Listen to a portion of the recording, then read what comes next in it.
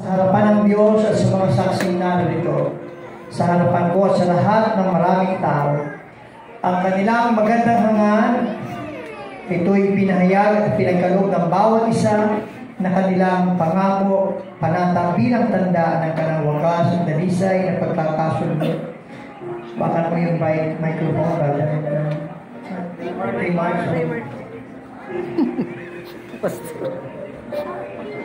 Pakinggan po natin ang kanilang sasabihin.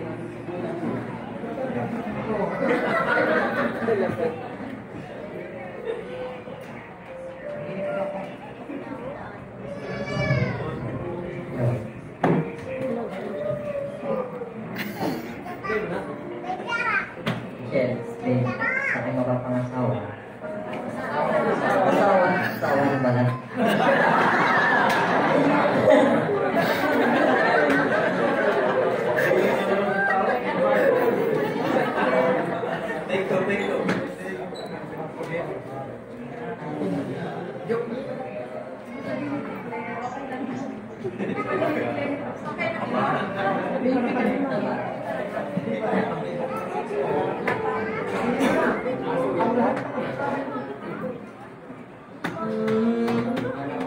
Wala akong masyadong ipapangako sa iyong kayamanan, pero ang ipapangako lang ako sa iyo ay yung iingatan kita at aalagaan habang magbubuhay ako. At magsakit ka, alagaan kita at ang aking magiging anak. Ilan? Umagas ang kayahin.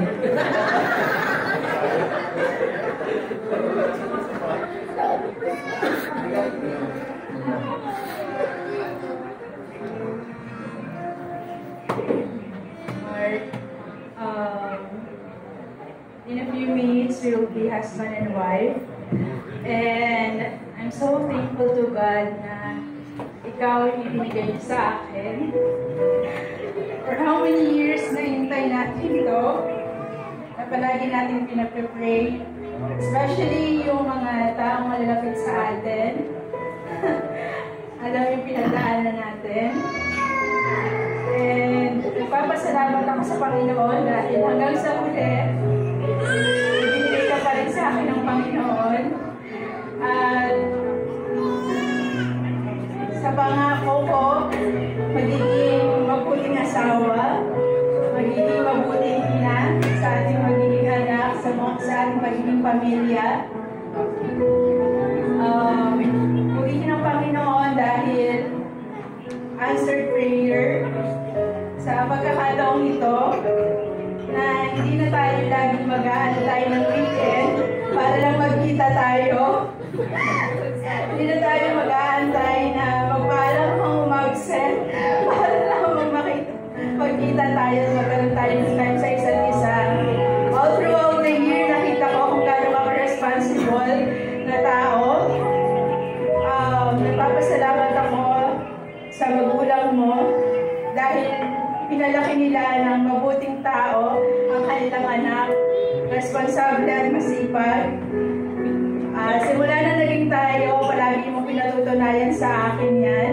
Hindi lang yung pagiging masipag mo, kundi yung pag-aalaga mo sa akin.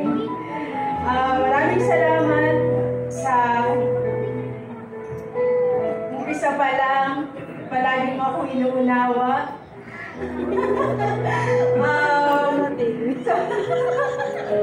So ang maligalig ko, palaging napakahaba ng patience mo, pero minsan bumabalik ka. Mas madalas. Hindi naman mas madalas, pero siguro pag sobra na. Salamat sa Panginoon dahil alam ko na yun yung magpapatibay sa atin, sa relasyon natin.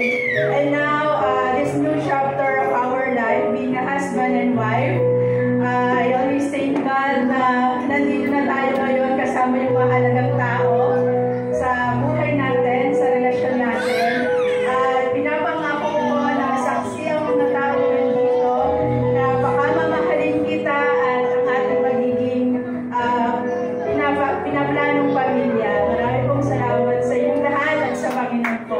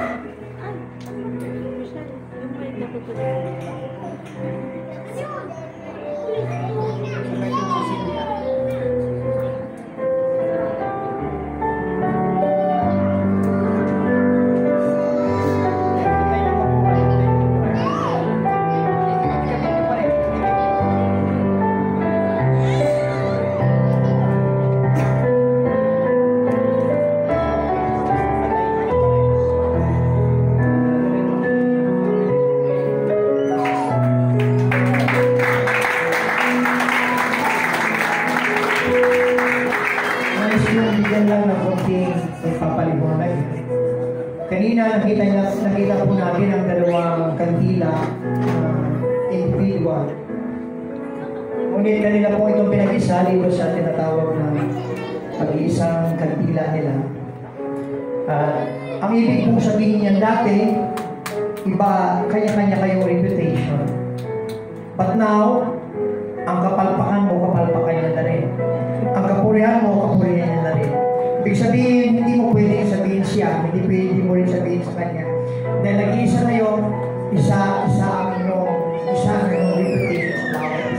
Kaya bilang pinag-isa kayo ng Panginoon, lagi mong tatandaan, bilang si Kristo ang ilaw ng sanlibutan, susunod din kayo si Juana at kayo maging